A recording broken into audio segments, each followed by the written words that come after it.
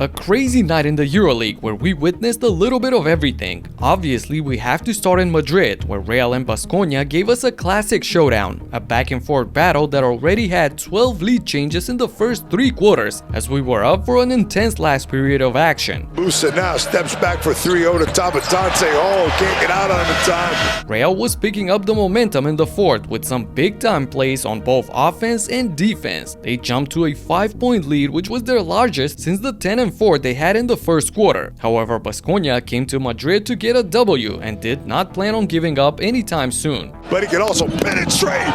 Are you kidding me, Luka? Up over Tavares. It was more than evident that this one was going to go down to the wire. Both Real and Baskonia didn't let go of the gas pedal, taking the lead from one another. However, a 10-0 run from Real seemed to have sealed the deal. Actually, that couldn't be further from the truth. Baskonia got themselves down to 5. Monaco. Rogavopoulos with the quick release. Bam! Down 2. Monaco. And 1! Chima up for 3. El Baldi with the foul. And to enjoy this crazy season on a regular basis, get yourself Euroleague TV. Watch up to 4 games live or catch the replays anytime and anywhere and never miss an exciting moment. Click the link in the description and type in code HEATCHECK15 for 15% off your first year of subscription. Not only did Baskonia reply with a run of their own to get back into the game, they recaptured the lead again. And this time around, it really seemed like Baskonia was going to run away with it. Unless you asked Mario Hezonja about it. Down 4, Capasa to the basket, out to Hezonja for 3, to pull within 1, oh nets! Super Mario to timeout! The game was far from decided as Real needed to foul quickly to get another possession and make it a tie game. They fouled Kamar Baldwin, an 80% free throw shooter, so the odds were not really in their favor. However, not everyone can remain cool under pressure. 2-point lead, misses it.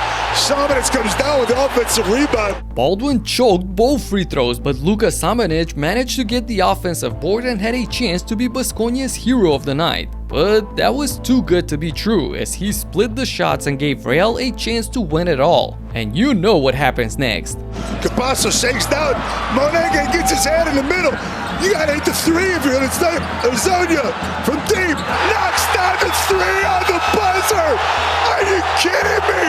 A big-time shot from a big-time player. Mario Hezonja sends Baskonia home as Real are now sitting at 7, just 1 win behind Panathinaikos. And from the way things looked in the first half in Oaxaca, they might as well have been tied with 13 wins each. Passed it with ease, the scoop, the score with the hammer, the big Barutis blow to the chin of the champions. Žalgiris jumped to a 20-point lead in the first half as the nightmare from the previous double round continued for Panathinaikos. And you know that when they're losing like that, things tend to get chaotic. Now,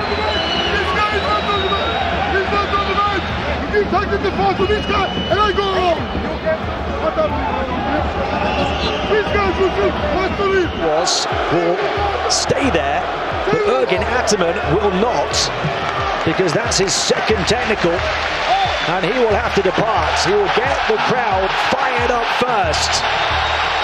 Just as Panathinaikos started playing a bit better and started cutting on Žalgiris' lead, coach Ergin Ataman got a weird technical and was ejected from the game. Little did everyone know that this would be the biggest momentum shifter for Pau. It's Gedraitis, and Wenyen Gabriel put up a defensive ceiling, allowing Kendrick Nunn to produce his inevitable special moment here at the Oaxaca. Pau had a really strong finish in the third. However, they were still down by 10 points and needed just as good of a fourth quarter to come back. Well, safe to say, they overachieved as Wenyen Gabriel turned into prime Hakeem Olajuwon. Oh my goodness!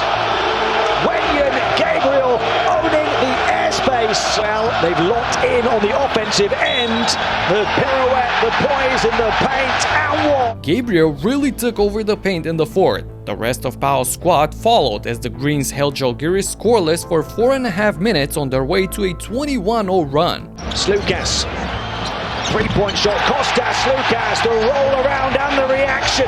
And once Pau got going, it was not a matter of if, but by how many points are they going to win it. they pulled an amazing comeback win, exposing Žalgiris' inability to perform in both halves. However, this was not the only comeback we got in round 23. A foul or some attention. There it is!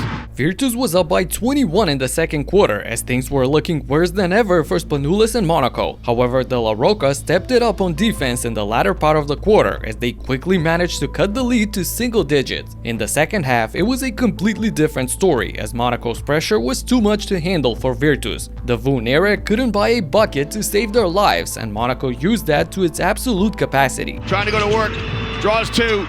James levels the score at 66! Monaco managed to turn it around on the road and get the important victory after a tough double-round week. Virtus are now just one win above Maccabi with 7, however the Yellows have been playing better and better each round, and this time it brought great results. While technically at home, Maccabi played Crvena Zvezda in Belgrade, which is far from an easy task. However, the Israeli squad shot the lights out against Zvezda, knocking down 52% from downtown and cruising through the rest of the game. Once Maccabi ran away, there was no stopping them as they probably had one of their better nights of the season. However, not the best of the night as the team that simply outdid themselves was Anadolu Efes. Milano came to Istanbul without Nikola Mirotic, Josh Nebo and Fabian Causser, and while everybody was aware that it was going to be tough for them to contend without those three, nobody expected this kind of outcome. He's gonna have to shoot this one.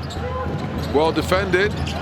Oh! Efes completely manhandled Milano as they hit 17 three-pointers on 63% shooting. This was by far their best game of the season as the Turkish squad had only 4 turnovers in the entire game. It was just one of those nights when everything goes your way, like it did for Olympiacos in the previous round against Madrid. So you gotta check this out right here. Talk to you in the next one. Peace out.